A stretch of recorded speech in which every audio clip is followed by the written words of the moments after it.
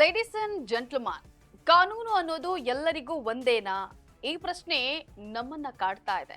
ಯಾಕಂದ್ರೆ ಕಾನೂನು ಎಲ್ಲರಿಗೂ ಒಂದೇ ಅನ್ನೋದಾದ್ರೆ ಕೊಲೆ ಕೇಸ್ನಲ್ಲಿ ನಟ ದರ್ಶನ್ಗೆ ಸಿಗದಿರುವಂತಹ ಜಾಮೀನು ಬೆಕ್ಲು ಶಿವ ಕೊಲೆ ಪ್ರಕರಣದಲ್ಲಿ ಜೈಲು ಪಾಲಾದಂತಹ ಶಾಸಕ ಭೈರತಿ ಬಸವರಾಜ್ಗೆ ಮಾತ್ರ ಸಿಕ್ಕಿದ್ದು ಹೇಗೆ?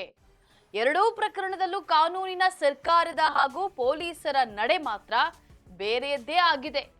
ಎಸ್ ವೀಕ್ಷಕರೇ, ಈ ಬಗ್ಗೆ ಕಂಪ್ಲೀಟ್ ಡೀಟೇಲ್ಸ್ ಕೊಡ್ತಾ ಹೋಗ್ತೀನಿ. ನೆಲ ಜಲ ಭಾಷೆಗಾಗಿ ಪ್ರಾಮಾಣಿಕ ಪತ್ರಿಕೋದ್ಯಮ. ನೀವು ನೋಡ್ತಾ ಇದ್ದೀರಾ ಫೋಕಸ್ ಟಿವಿ. ನಾನು ಪವಿತ್ರ.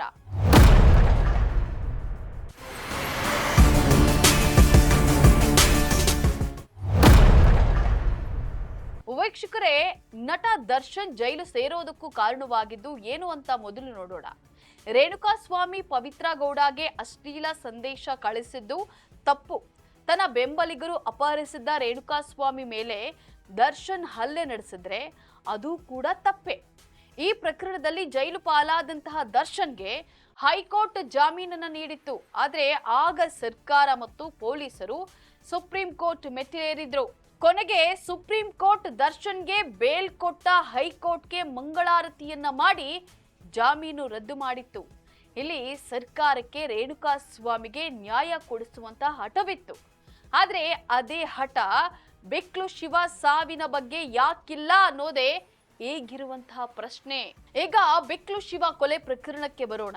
ಇಲ್ಲಿ ಕೊಲೆಯಾದ ಬೆಕ್ಲು ಶಿವ ಒಬ್ಬ ರೌಡಿ ಶೀಟರ್. ಆದ್ರೆ ಪ್ರಜಾಪ್ರಭುತ್ವದಲ್ಲಿ ಯಾರನ್ನೇ ಆಗ್ಲಿ ಕೊಲೆ ಮಾಡುವಂತಹ ಹಕ್ಕು ಯಾರಿಗೂ ಇಲ್ಲ.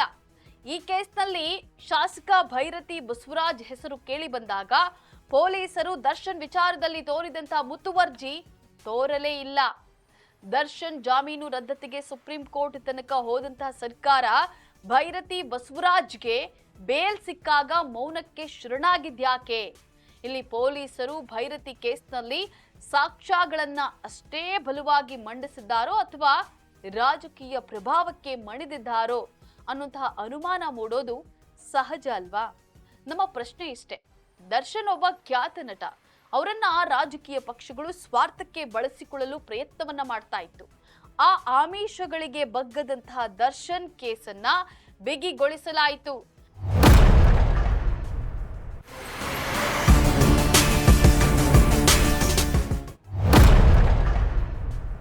ಬಿಜೆಪಿ ಶಾಸಕರಾದಂತಹ ಭೈರತಿ ಬಸವರಾಜ್ ಆಡಳಿತಾರೂಢ ಕಾಂಗ್ರೆಸ್ನ ಪ್ರಭಾವಿ ಮಂತ್ರಿಗಳ ಜೊತೆ ನಿಕಟ ಸಂಪರ್ಕವನ್ನು ಆತ್ಮೀಯತೆಯನ್ನು ಹೊಂದಿರುವಂತಹ ವ್ಯಕ್ತಿ.